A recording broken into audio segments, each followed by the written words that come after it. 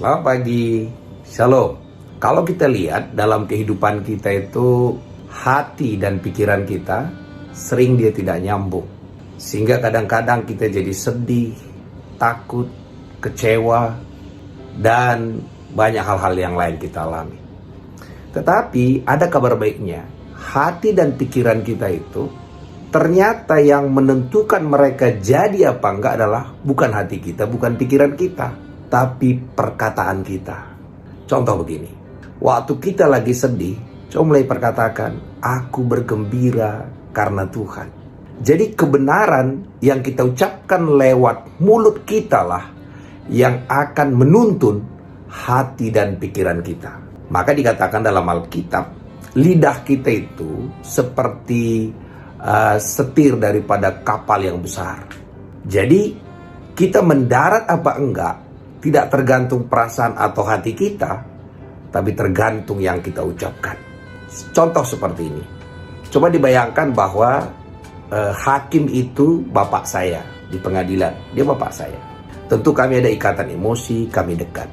Tapi yang menentukan saya masuk penjara atau tidak adalah bukan perasaan bapak saya, bukan hati bapak saya, tapi apa yang diucapkan oleh hakim itu. Walaupun dia bapak saya, kalau dia katakan saya di penjara, ya saya di penjara. Walaupun dia sayang sama saya. Karena perasaan dia, pikiran dia tidak bisa mengeksekusi. Yang mengeksekusi adalah perkataan dia. Sama, kita ini adalah raja yang bisa mengeksekusi apa saja. Kita raja dan Tuhan adalah raja di atas segala raja. Jadi walaupun perasaan pikiran kita tidak enak, tidak nyaman, yang bisa mengeksekusi keadaan itu adalah perkataan kita. Karena itu jangan kalah dengan perasaan dan pikiran kita. Jangan kalah dengan hati kita. Kalahkan itu dengan pengakuan kita, apa kata Tuhan. Karena itu pagi hari ini, apapun yang kita rasakan, apapun yang kita lihat, apapun yang kita pikirkan, mari kita sepakat dengan apa yang Tuhan katakan. Caranya sepakat bagaimana? Perkatakan itu semua. Perkatakan apa yang Tuhan katakan, bukan apa yang kita rasakan, bukan apa yang kita pikirkan, bukan apa yang hati kita inginkan, tapi apa yang Tuhan perkatakan. Dan waktu kita mulai memperkatakan itu, itulah landasan hukumnya untuk apa yang kita perkatakan itu dieksekusi. Contoh pagi ini, kita pengen bersuka cita, mulai perkatakan, aku akan bersuka cita karena Tuhan. Dan mulai lagi muncul banyak masalah, perkatakan, aku akan bersuka cita. Mungkin awal-awalnya berat, mungkin awal-awalnya hati kita akan ngomong lain, pikiran kita ngomong lain. Tapi kalau pengakuan kita tak berubah, lihat, hati dan pikiran kita akan ngikutin setir itu tadi adalah lidah kita.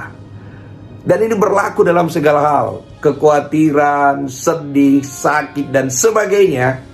Sepanjang pengakuan kita tetap positif di dalam Tuhan, maka hati, pikiran, segalanya akan ngikutin apa yang kita perkatakan itu. Maka juga dikatakan, hidup dan mati dikuasai lidah. Siapa suka menggemakannya akan memakan apa yang digemakan itu. Karena itu hari ini, waktu kita sedih, jangan pikirkan, jangan rasa-rasakan, perkatakan apa yang mengalahkan kesedihan itu. Contoh kita sedih hari ini, kita katakan apa? Hari ini harinya Tuhan, karena itu aku akan berria-ria. Kenapa? Karena hari ini harinya Tuhan. Karena itu perkataan kitalah yang menentukan kita sampai atau tidak. Perkataan kita jugalah dieksekusi apa tidak. Karena itu dikatakan, karena aku percaya, maka aku berkata-kata. Terpujilah nama Tuhan. Amin.